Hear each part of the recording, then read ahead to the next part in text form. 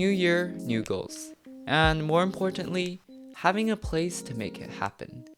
Hey guys, it's Jerry here, and today, we'll be taking a look at some of the updates I've made to my home office.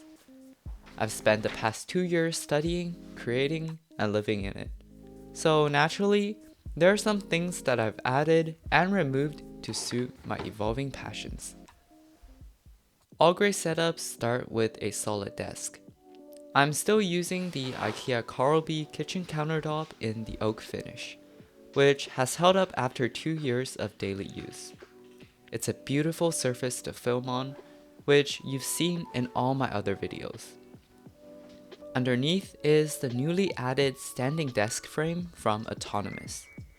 It operates smoothly and quietly while bringing the setup to the next level, literally. Surprisingly, I use the standing functions often, but when sitting, I also got the Ergo chair from Autonomous. It is adjustable in all the right places and doesn't look distracting in my office.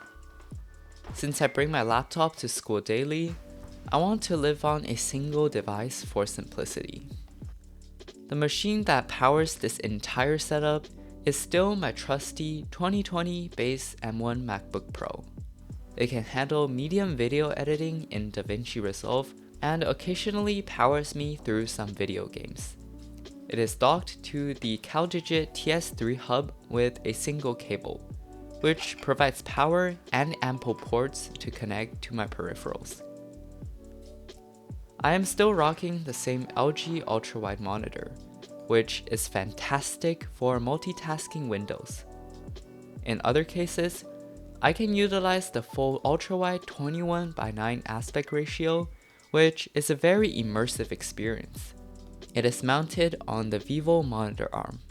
However, I've added this hydraulic hinge that allows for the monitor to be adjusted vertically to easily align to my eye level. During Amazon Prime Day, I picked up these super nice bookshelf speakers from Edifier. It is reasonable in size, but produces a great sound that fills this room easily.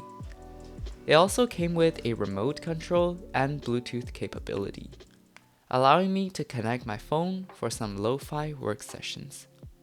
However, when I need a more accurate representation of sound, I use the III TMA2 headphones for audio monitoring.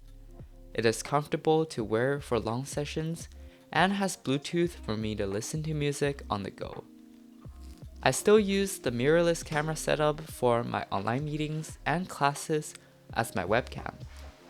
It is linked to the Elgato Camlink 4K that converts the HDMI output to a USB signal for my laptop to read. For my mic, I'm using the Fifine dynamic mic that they've graciously sent me.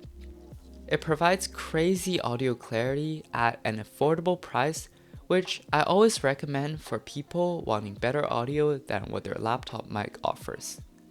It is mounted on this blue boom arm that looks clean and can be moved out of the way when not needed. To light my setup, I still have these Philips Hue play bars behind the monitor to act as bias lighting to reduce eye strain, and the BenQ screen bar to brighten up the tabletop. Moving on to the peripherals, I'm switching between these two Logitech mice. I use the MX Master 3 for video editing and browsing because of the size scroll wheel and the plentiful buttons. When gaming and playing chess, I use the G Pro X Superlight, which is super light, and rests on this charging dock. They sit on the small Grove Mate desk pad, which I can move out of the way for written tasks. And finally is the gem of the setup, my custom keyboard. I am currently using the Vertex Angle from clickclack.io, which I've built with Gatoron Black Ink V2s and topped with GMK Modern Dodge 2. It's got extra keys that increase productivity and a comfortable soft typing experience. I've completely fallen into the custom keyboard rabbit hole for the past 2 years and have collected quite a few of them that I frequently switch out. Across from the desk, I built this keyboard display wall out of IKEA pegboards. They hold some of my favorite keyboards, including the Win X65, Link 65, Arc 60, Eozora, and the Space 65, which I've made dedicated videos for each. There are also some switches displayed for easier access, along with some frequently used tools. A pegboard is great for displaying commonly used items while utilizing the often forgotten vertical space in your room. Underneath, I have an IKEA Alex drawer that used to sit under my desk, and its brother now lives to the left side of my table. They both provide ample storage for commonly used tools and are clean in design. Sitting on top are a few plants. Greens are perfect decorations in a space as the organic shapes break up the usual rectangular layouts of the room and furnitures. I have a few of them around my room, varying in sizes and shapes. I have a snake plant, which is one of the easiest ones to take care of.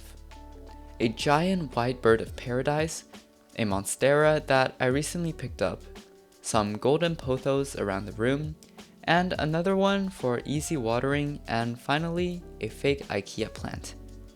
They bring lots of energy into the room and makes it feel more cozy and connects you to the outside world.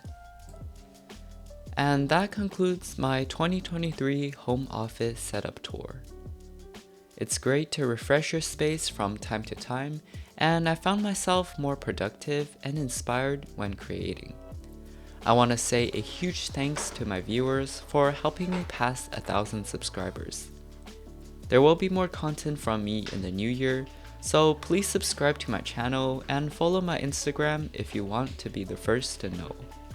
Thank you for watching, and I'll see you in the next video.